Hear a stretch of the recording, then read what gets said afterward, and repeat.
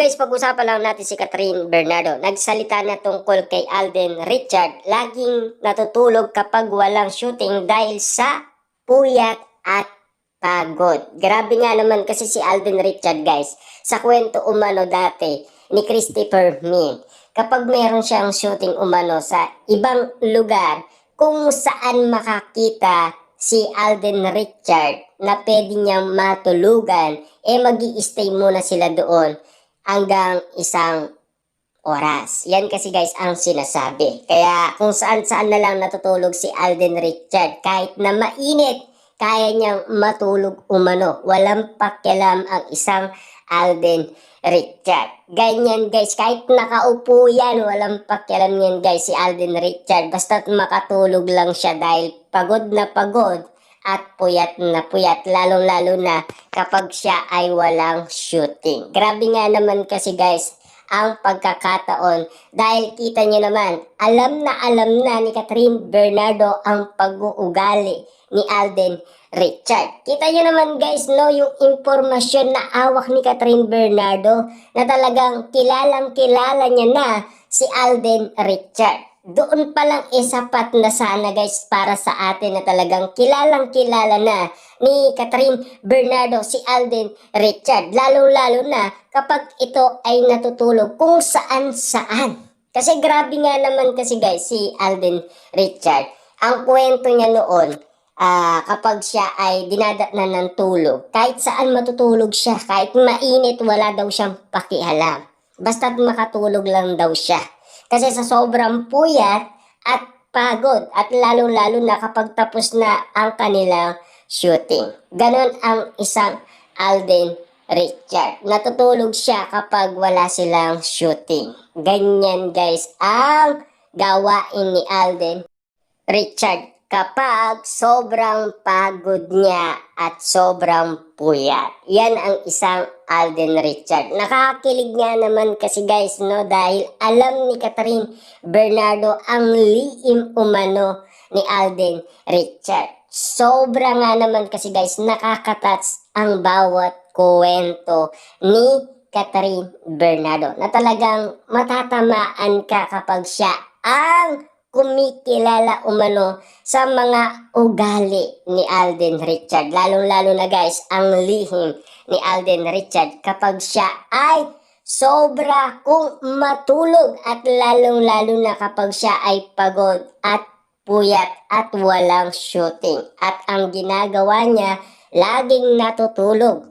Yan kasi guys ang update sa atin ni Catherine Bernardo. Kita nyo naman guys, no? Lahat na lang alam na nila ang ugali nila sa isa't isa.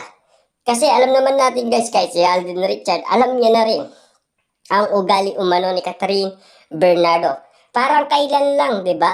Talagang alam na nila ang isa't isa. Talagang komportable na sila sa isa't isa. At close na sila sa isa't isa. Doon pa lang malalaman na natin guys kung bakit 100% ang sagot ni Alden Richard noong tinanong sila ni MJ Felipe. Siyempre guys, yung 87% na sagot ni Catherine, malabo diba? Ayaw maniwala guys lahat ng tao.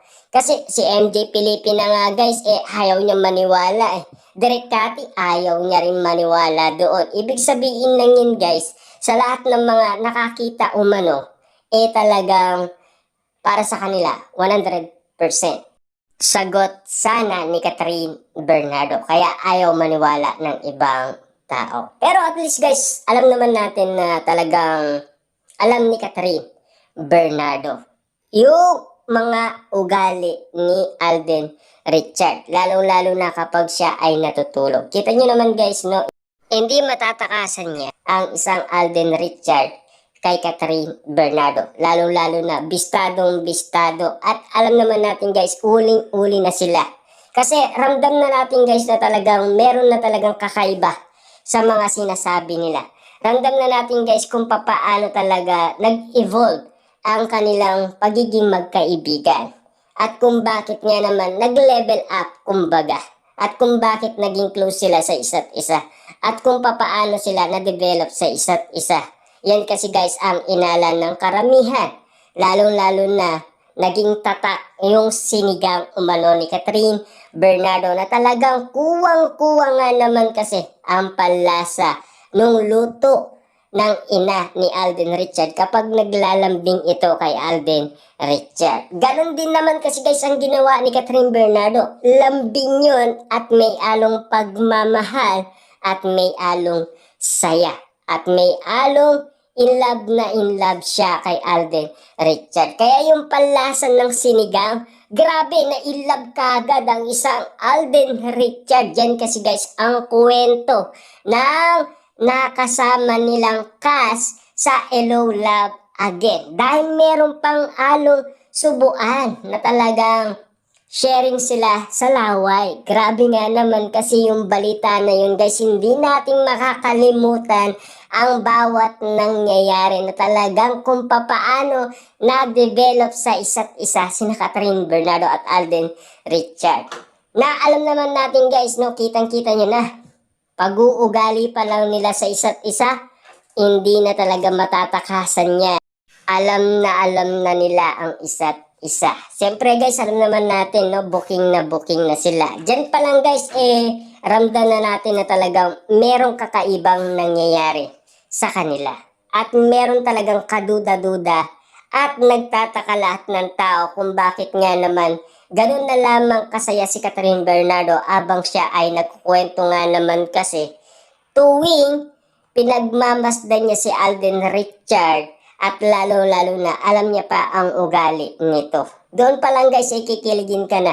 Sapat na para sa atin yun guys na naririnig natin kung bakit nga naman ayaw isarado ni Catherine Bernardo ang kanyang puso kay Alden Richard. Malinaw na talagang in love pa rin si Catherine Bernardo kay Alden Richard kahit na sumuko ito sa panliligaw umano. At least, alam naman natin guys, no, may plano pala sila na talagang unain muna ang kanilang mga gawain at lalong-lalo na unahin muna nila ang kanilang pamilya. Meron nga naman kasi guys nangyari umano nang dahil nga naman kasi namatay ang lolo ni Alden Richard dahil sa kanyang pagluluksa, siyempre mas uunain niya daw ang kanyang pamilya.